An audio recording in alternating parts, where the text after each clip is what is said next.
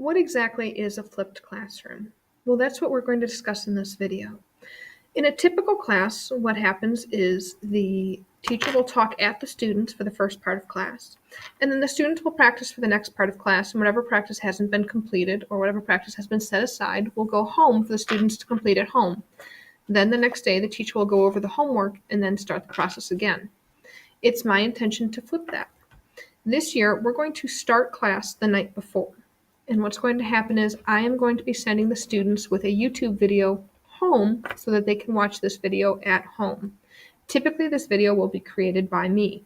So if you don't have internet, you're going to be able to download this video before you leave for school and watch it on your computer anyways. Absolutely fine.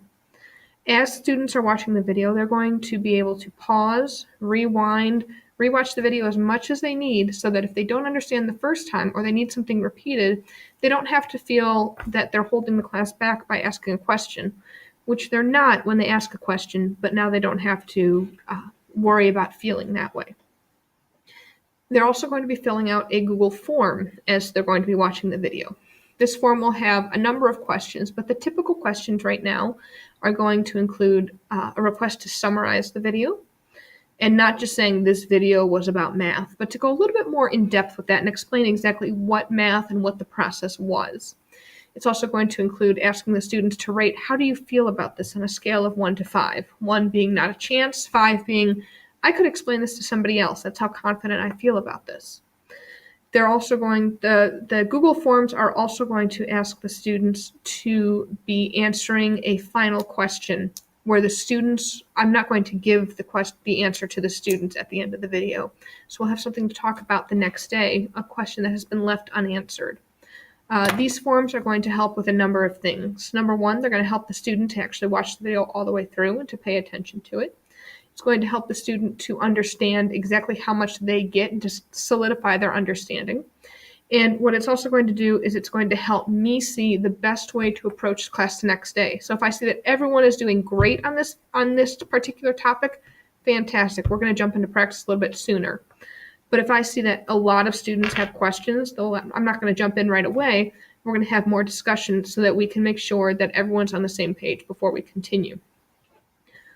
It's also going to have a spot where students are going to have the opportunity to think of questions that other people might have when they're watching a video. If it's a question that a student has, fantastic, and they're going to be asked to put that question down. But a lot of times students say, well, I don't have a question.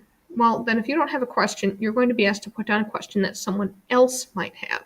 So everyone should find a question from the video. The next day in class, after I review the forms and as class starts, what's going to happen is we're going to discuss how class went, how the video went, and we're going to go deeper into the topic. So we're going to have more practice time to work both whole group and independently. After we finish with that, we're going to go into small group. So a lot of students will be working independently in a station rotation, and I will be meeting with small groups of students, about 7 to 8 students per group, and we are going to be working even more on the topic that was discussed. And then for homework the next night would be the video for the next topic so that students are able to proceed on and to continue to get practice. I know that there's going to be a lot of questions about this. I'm happy to answer questions as they come along. The main question that I've had is, well, what happens if I don't have internet? If you know that you don't have internet at home, what I'm going to ask students to do is I'm going to ask them to download the video at school, and then they'll still have it available to them even though they won't have internet. There's also a way that we can get a paper version of the Google form, so that's not a big deal. Or they can fill out the form offline, and then when they reconnect to the internet the next morning, they're able to continue to work with that.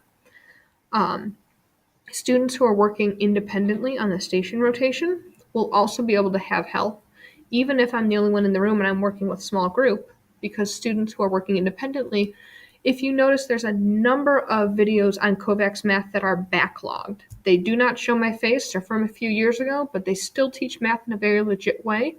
And that's something you can go back and review and continue to learn, even if I'm not immediately available for station rotation. During whole group practice, I will be available and I'll be happy to answer questions. I know that this is going to be a good year. I know that we're going to continue to have questions and I will continue to be here to answer them. and I look forward to see what students have to ask at the end of watching this video.